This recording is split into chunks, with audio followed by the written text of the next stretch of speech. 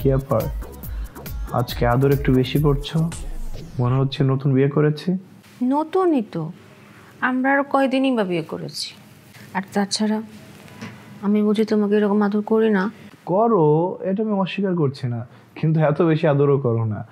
যাই হোক, তুমি তো আমাকে বিয়ে করেছো জিদের বসে। বাবা আজ আমাকে কি বলেছে জানো?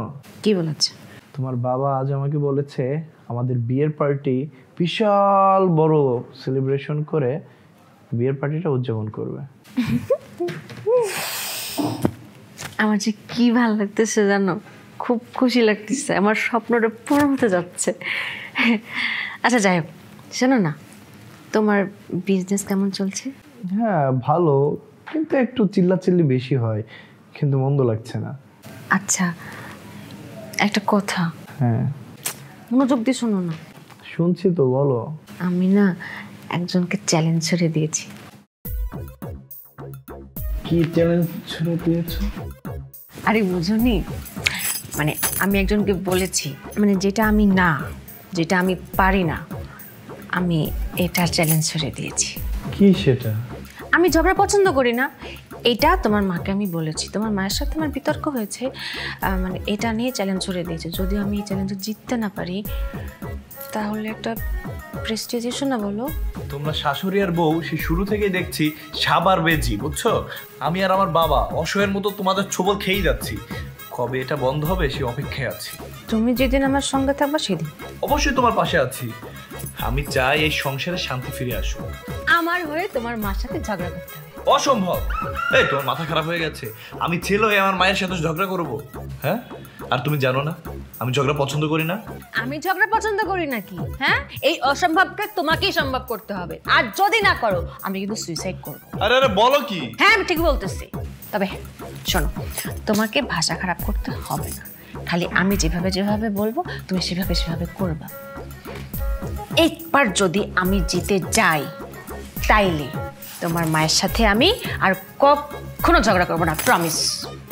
তোমাকে ধরে প্রমিস করছি। এই শর্তে রাজি হওয়া যায়? শুনছেন নি?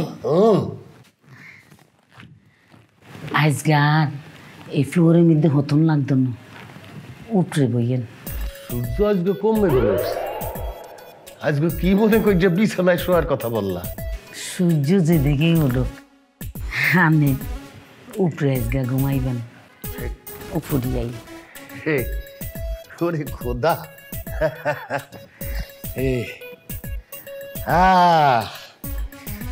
কতদিন পরে এই বিছানায় শোয়ার একটা সুযোগ পাইলাম।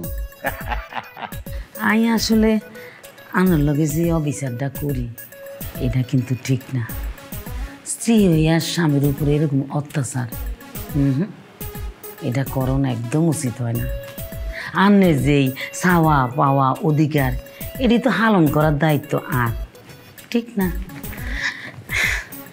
এরি আর হাতটা কিন্তু ধরেন না। কি বলতে আছো? কতদিন পরে আইসা তোমার পাশে বসলাম, তোমার হাত ধরতে মোর কেমন লজ্জা লজ্জা ঠেকতে আস। এলে যেটা যে বাদ দেন, শোনেন না আন্নের আর বাসর ঘরে যান না একটা গান গাইছিলেন, এটা মনে আসেনি? কয় কি কোন কালে খাইছি? 25 বছর আগে। হ্যাঁ, কি মনে আছে? আর কিন্তু মনে আছে। তুমি আমার চাঁদ, আমি চাঁদেরই আলো, যুগে যুগে আমি তোমায় বাসবো ভালো। তুমি আমার চাঁদ, আমি চাঁদেরই আলো, যুগে যুগে আমি তোমায় বাসবো ভালো। হই বুড়ি রাই তো গেছে মেলা। আরে পরে হইবেন, আগে আন্নে আর একখান কাম করে দিতে হইব। কি কাম? আন্নের হুতুর বউ লগেও ঝগড়া করন লাগবো। অসম্ভব, আমি পারবো না। আমি ফ্লোরের মানুষ, ফ্লোরেই ঘুমাই। তুই যদি এই কাজ করতে না হারো, আমি এমন একটা কাজ করুম তোমার জেলের ভাত খাওয়াইম। আমি নিজ হাতে হুতুর বড়ি খুন করুম, আর হেই খুনের দায় আন্নের রূপে হালাইম। কি বলতে আছো এইসব কথা? ঠিকই কইতে আছে, তোমারও তো বেশি কিছু করণ লাগতো না। আমি যা যা কইম সেইটা তুমি করবা, আমি তো তোরা সাহায্য করুম। একটা কথা চিন্তা করো, হেতি আনলাগে চ্যালেঞ্জ করছে, হেতি যদি ঝগড়ায় আর লগে জিতি যায় এই বাইক থাকবো আর হারি গেলে না হদ দিয়ে বাড়ি যাব অন তুই কও হেতি কি এই বাড়ি থাকবো ঝগড়া করি নাকি মরি যাইব তুই কও চললে যে যদি বাঁচতে পারে তাহলে তো হাইজে যাওয়াই ভালো। এই তো আমার মালটা স্বামী লাইনে